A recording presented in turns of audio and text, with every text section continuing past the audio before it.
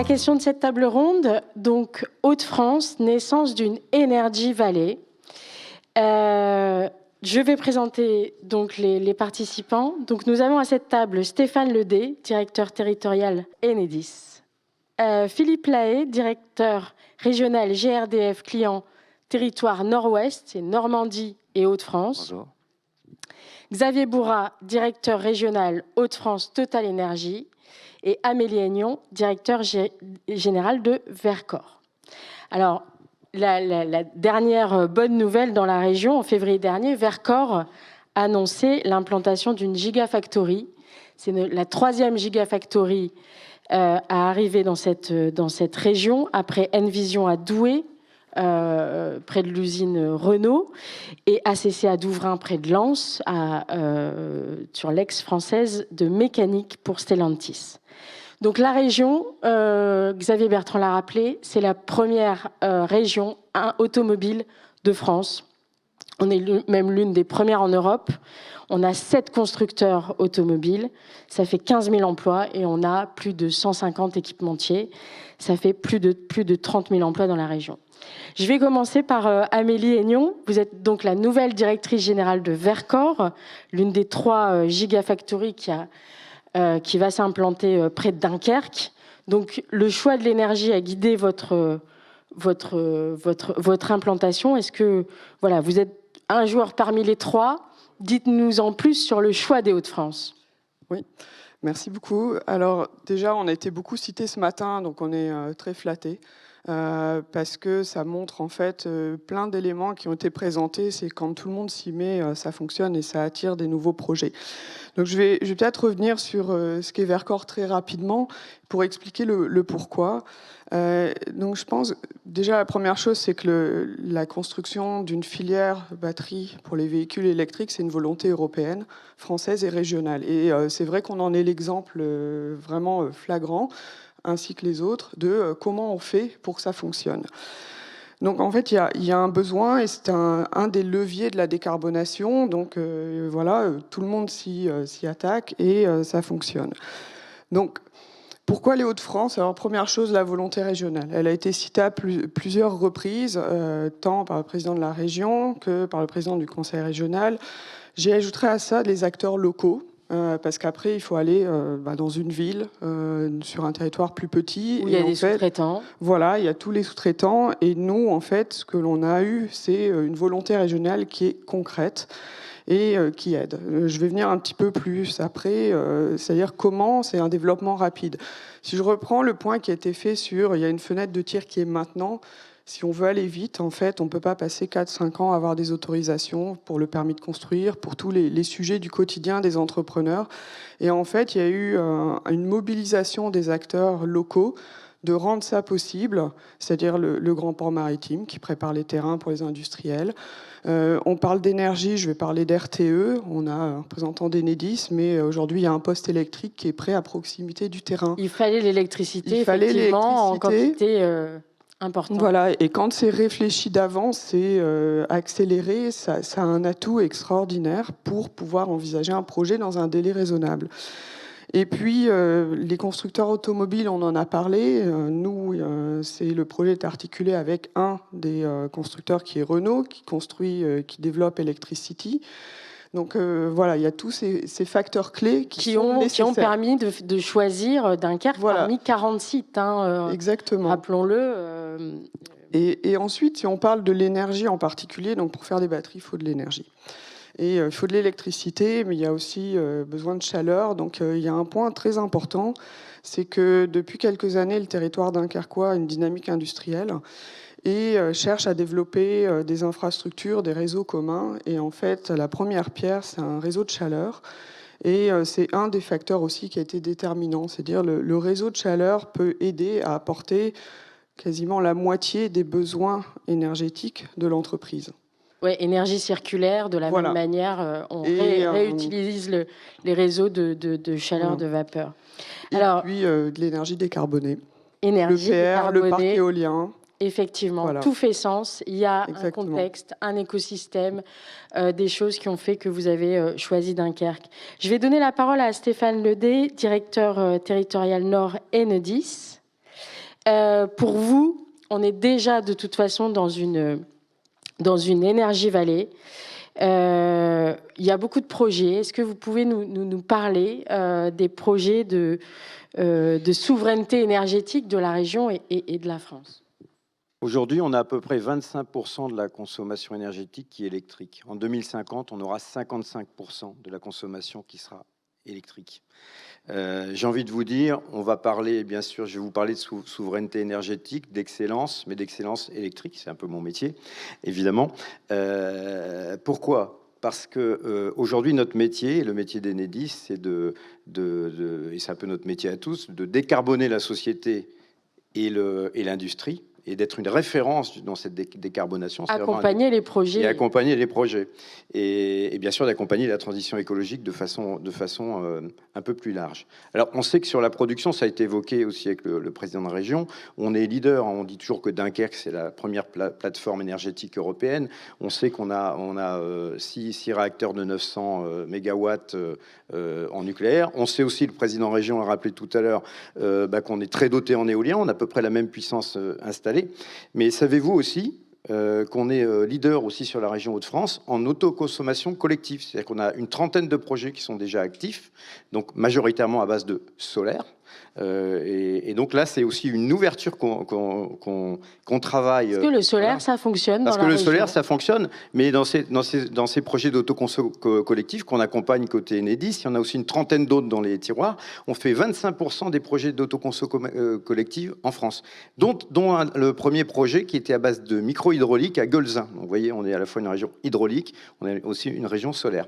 Deuxième exemple, et Madame la directrice de Vercors le rappelait, on est aussi capable de se mobiliser. Par exemple, Enedis est monté au créneau pour construire en 3 ans avec RTE et en collaboration, en cofinancement avec le Grand Port Maritime de Dunkerque, avec, je dirais, également la communauté urbaine de Dunkerque qui a pris sa part, le poste source, 15 millions d'euros qui ont permis notamment d'accueillir Vercors. Et pour ça, côté Enedis, on est allé se battre au niveau du directoire pour convaincre qu'il fallait prendre ce risque. Donc on est vraiment sur une approche où collectivement, on prend le risque industriel parce qu'on a compris que l'énergie était un facteur, une énergie décarbonée exemplaire, était un facteur important de réussite, donc de contribution à l'indépendance, à l'autonomie, enfin pas à l'autonomie, à la souveraineté énergétique des Hauts-de-France, mais aussi de la France. Donc, Philippe Lahaye, je vais passer la parole à Philippe Lahaye. Vous êtes directeur régional GRDF Nord-Ouest, client territoire Nord-Ouest, Normandie et Hauts-de-France, pour résumer. Pour vous aussi, l'Energy Valley, elle est là. La région évolue avec un carrefour énergétique. Quels sont les projets, justement, dans les régions des Hauts-de-France ? Alors, Xavier Bertrand l'a dit tout à l'heure, il y a un développement de la méthanisation. Avec notamment REV 3. Avec notamment REV 3, j'allais y venir. Sous l'égide, effectivement, alors d'abord, je voulais dire un mot, les Hauts-de-France, Energy Valley, c'est une vieille histoire, les Hauts-de-France et l'énergie. Stéphane l'a dit tout à l'heure, les Hauts-de-France ont un carrefour énergétique extrêmement important depuis très longtemps, avec des infrastructures extrêmement importantes.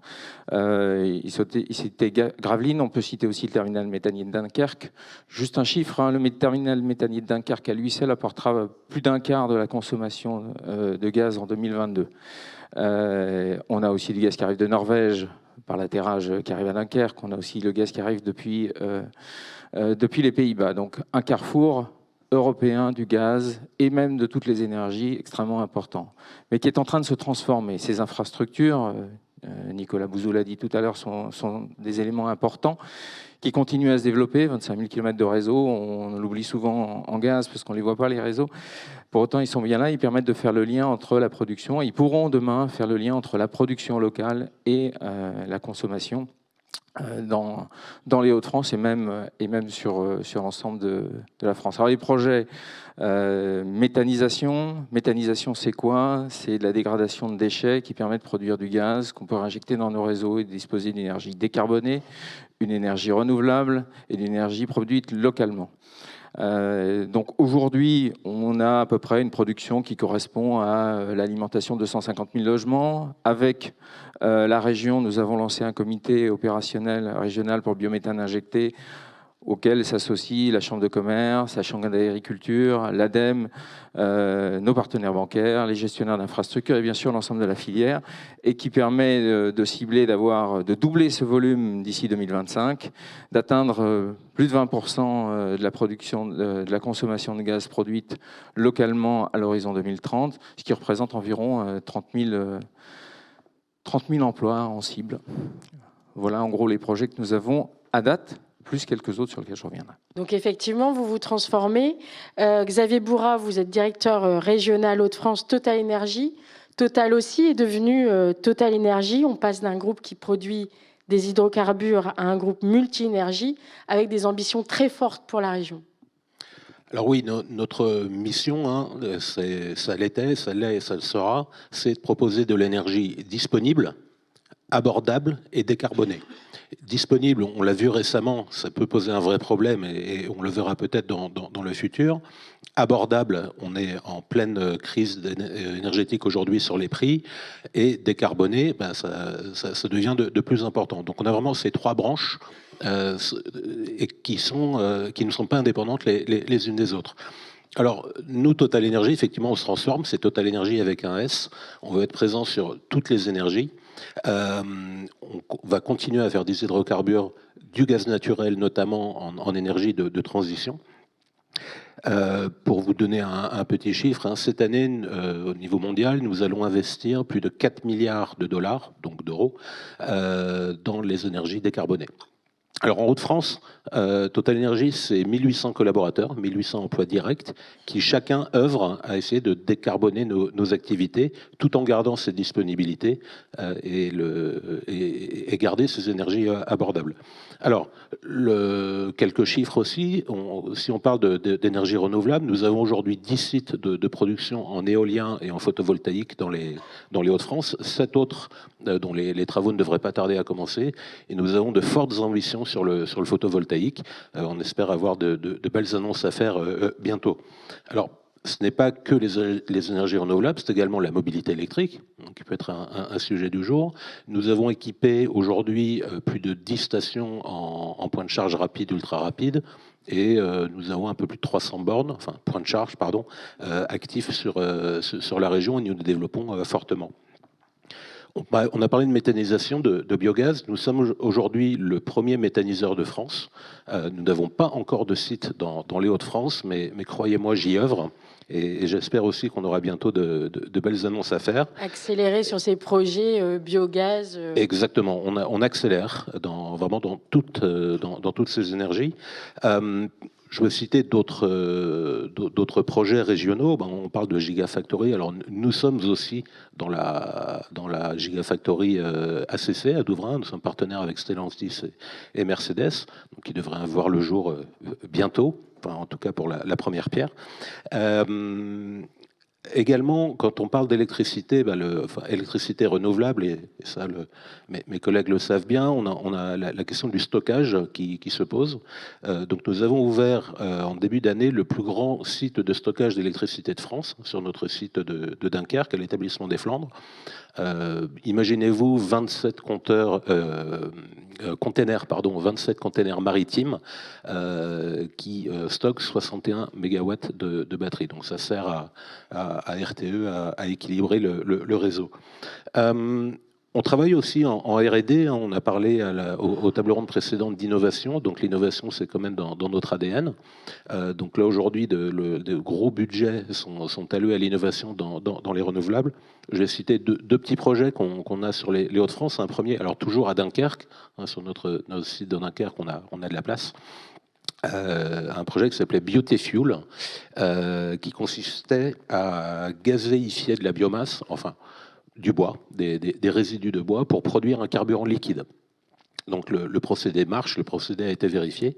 Et un autre projet qui est en cours, qui s'appelle 3D, qui consiste donc sur le site d'ArcelorMittal, toujours à Dunkerque, qui consiste à capter le CO2 directement dans les cheminées.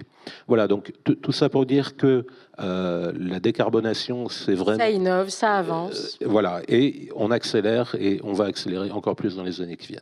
Alors Philippe Lahaye, pour GRDF, on parle de biogaz. Vous aussi, vous avez des innovations, une vraie dynamique dans la région avec REV 3. Oui, comme je le disais, la méthanisation est bien lancée, mais tester des nouveaux gaz notamment. Exactement, nous avons aussi des nouveaux gaz de synthèse qui arrivent. Alors on a cité, Xavier le citait, la capacité à traiter des résidus de bois pour faire des carburants liquides. On peut le faire aussi en carburant gazeux, ça s'appelle la pyrogazéification. On a de la gazéification hydrothermale que nous sommes en train d'étudier justement sur le territoire de Dunkerque pour voir comment on pouvait avancer sur ce sujet. Traitement des boues de stations d'épuration seront l'une des cibles de demain, et d'une manière générale, les biodéchets, et de produire des gaz de synthèse qui permettront d'être injectés. Je voudrais citer aussi deux innovations particulières qui ont été faites très récemment. En première en France, nous avons fait de la méthanation, c'est-à-dire de la combinaison de CO2 et d'H2 pour pouvoir injecter dans nos réseaux, pour optimiser encore plus. Dans l'Oise, tout à fait. Avec la société Energo, on évoquait tout à l'heure les startups qui innovent dans la région, puisque c'est une startup lilloise qui a lancé ça, et donc nous avons fait la première injection. Alors on n'est pas encore en phase industrielle, mais au moins en phase terminale de test pour cette technologie, donc dans les Hauts-de-France. Et puis, deuxième chose, nous avons, il y a un peu moins de 2 ans, testé l'injection d'hydrogène dans nos réseaux, avec, sur le secteur de Dunkerque, injecté 20% sur une partie du territoire de Capelle-la-Grande, testé pendant quelques mois, l'injection de 20% d'hydrogène. Ça marche très bien. Après, il y a tout un tas de production de l'hydrogène vert à faire, et puis d'innovation, mais c'est aussi une des perspectives que nous travaillons sur la région. Pour pouvoir avancer, Philippe Bourdin l'a dit tout à l'heure, il y a un sujet important, c'est la formation. Je disais 30 000 emplois. Donc là-dessus, nous avons signé une chaire avec Unilassal à Beauvais pour pouvoir former des ingénieurs et des techniciens de demain sur cette technologie. Et puis je voudrais aussi souligner l'initiative d'Engie et Veolia à Arras avec le Technocentre, qui verra le jour en 2023 et qui permettra d'être un véritable laboratoire d'innovation et de formation autour de la méthanisation de demain. En tout cas, nous, on croit beaucoup à ces technologies. On croit aussi beaucoup au mix énergétique, c'est-à-dire d'utiliser toutes les énergies disponibles vertes, qu'elles soient gazières, qu'elles soient électriques, qu'elles soient de traitement de réseau de chaleur, comme vous le disiez tout à l'heure, et de récupération, ou qu'elles soient de carburant liquide, de manière à pouvoir proposer à l'ensemble des consommateurs, des industriels, la meilleure solution au meilleur moment, que ce soit sur n'importe laquelle de ces typologies. Xavier l'a cité, l'importance du stockage. Nous disposons dans les Hauts-de-France d'un énorme stockage de 14 TWh, qui sera aussi, j'en suis sûr, un des outils de la modulation de demain, et qui permettra, notamment lorsqu'on aura des pointes hivernales, de donner à l'ensemble des consommateurs une énergie disponible et décarbonée. Donc vous travaillez aussi avec tous les acteurs de la région, REV 3, le Conseil régional, l'ADEME. Je le répète, on travaille tous ensemble dans la région. Et donc pour aider à passer ce cap, Xavier Bourra pour Total Énergie, vous aussi vous aidez les professionnels à passer, puisque là on parle des énergies de demain, mais l'entreprise elle se dit aujourd'hui comment je fais pour passer cette crise énergétique. Qu'est-ce que vous mettez en place, vous, en tant que producteur ? Alors, c'est vrai qu'on a parlé beaucoup de production d'énergie, mais on a peu parlé de consommation. Ça a été évoqué un peu plus tôt avant. Cette crise qu'on vit aujourd'hui, ce doit être une opportunité pour nous, pour nous tous collectivement. Et c'est en train de venir. Chacun maintenant pense à sa consommation. Il y a des initiatives nationales ou régionales qui sont lancées. Mais il y a encore un vrai besoin de pédagogie. Il y a encore aujourd'hui beaucoup trop d'entreprises qui font peu attention à leur consommation d'énergie, peu attention à leur contrat. Alors c'est de moins en moins vrai, heureusement.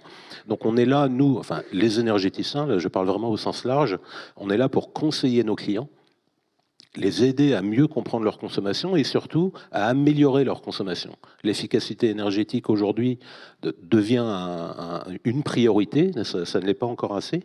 Alors les Hauts-de-France ont pris un coup d'avance en lançant très tôt, au début de la crise énergétique, une task force, initiative de la région, de la chambre de commerce, de la préfecture, donc réunissant tous les acteurs de l'énergie dans les Hauts-de-France et propose des solutions de l'aide aux entreprises, quelle que soit leur taille.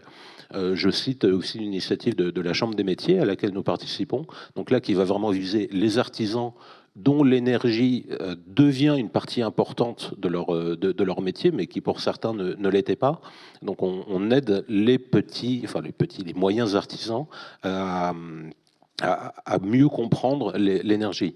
Et tout ça s'inscrit dans cette formidable dynamique REF 3 hein, qui est vraiment unique. En discutant avec mes collègues ailleurs en France, cette Elle dynamique n'existe pas ailleurs. elle n'est pas ailleurs. Vraiment ce croisement de l'entreprise, du politique, de tous les acteurs économiques. Donc c'est vraiment à noter.